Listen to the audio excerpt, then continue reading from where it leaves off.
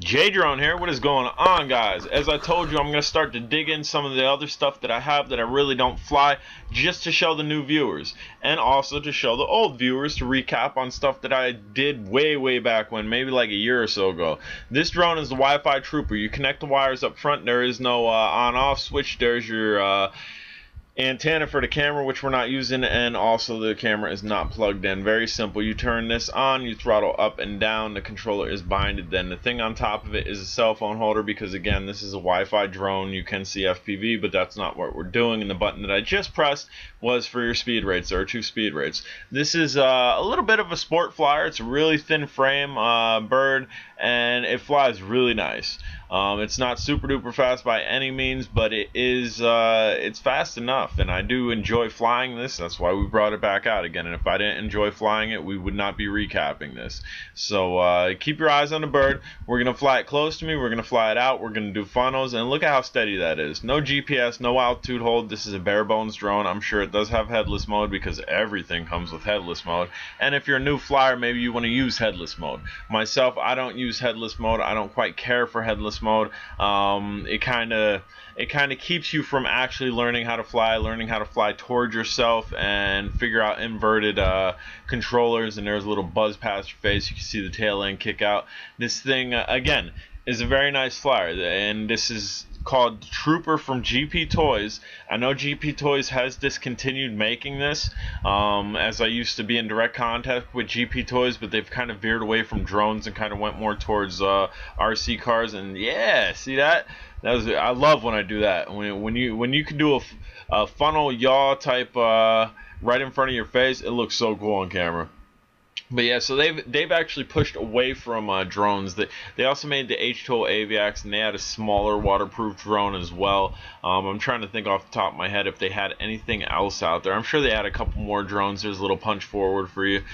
This is a brush drone. This is not brushless, so keep that in mind. For the speed that this has, for the small brushed motors that this has, it's definitely a good flyer. I was doing research the other day, and I believe somebody is selling these underneath a different name. It's still the same box and still has the same GP Toys logo on it, but they're not selling it as the GP Toys Trooper. So if you want to get this, I don't know, just do your research. You might be able to type in Trooper. They might be calling it Trooper, but if not, I know they're out there still. They're really not that expensive, and Night flyer out the wazoo. Underneath each one of the arms, there's some more funnels for you. Underneath each one of the arms are like long, clear spots where the LEDs illuminate, and there's a little look at the range. Bam! How you like that? Zip past the head.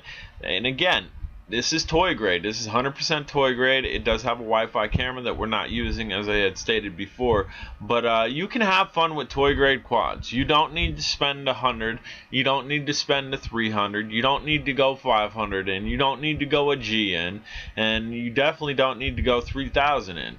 By all means, if you got that money and you want to toss up, dude, you're gonna get an epic machine for those prices, but definitely do your homework, because there are a couple flops up in the higher price range.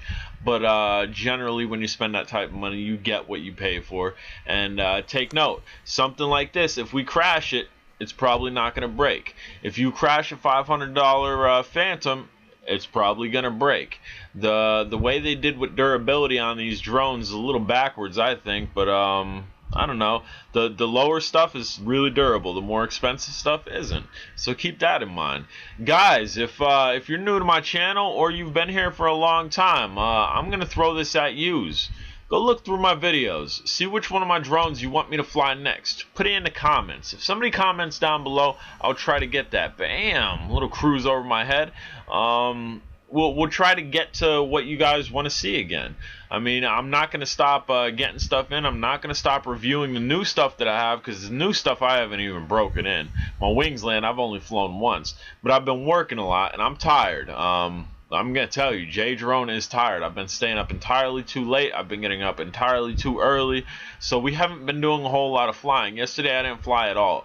Today we got 2 flights in. We got this in, and we also got the Bugs 3 that I put essentially a Bugs 8 camera inside of it. If you want to see how to do that, I got a video on how to do that. It's already loaded, so it's probably going to be the video right before this one. And a super easy mod to do so. You have FPV on a Bugs 3, 5.8 gigahertz. Because I have FPV via the panoramic cam that I shoved in the one Bugs 3's mouth, the blue one, but that's Wi-Fi. And your 5.8 gigahertz, a little bit stronger connection where you're not going to break out at such short range. So if you're looking to get into FPV with the Bugs 3, check it out. But again, look at how stable this is. For such a small, skinny drone, this thing is a very nice flyer. I really enjoy this drone. As I was thinking at work and I came home, I kind of thought to myself, I'm like, I really want to fly something that I haven't. What should I fly? And this one popped right into my head. So I've had a lot of fun with this in the past, and I'm having a lot of fun with it now. It's a really cool looking drone too, and again, super night flyer. This thing can go up in altitude. Wind, I wouldn't take this out in too strong of a wind because, again, this thing really doesn't weigh much and it has really small motors. Can it handle probably 45 mile an hour wind? I'm going to say it probably could handle 45 mile an hour wind. Anything over that, I mean, if you're a pro flyer, maybe 7 to 8 mile an hour wind, you might be able to battle through, but you're going to put stress on the motors. If you're a newbie, don't take this out in anything more than like 4 mile an hour wind, but it should handle for you in 4 mile an hour wind. And always be aware of your surroundings. As you can see, there's a person walking by with a dog. I heard them behind me, and you have to be aware of your surroundings. So I wouldn't wear headphones when you're flying unless you are in the woods, because if I was flying all crazy and I smacked the drone into the person's face, they're probably not going to get cut up by this one, but they probably wouldn't be too happy. And as you can see, there's a little look at the altitude here. We're not going to go crazy with this, but just to show you, this bird can hang. This can go up. It can go out.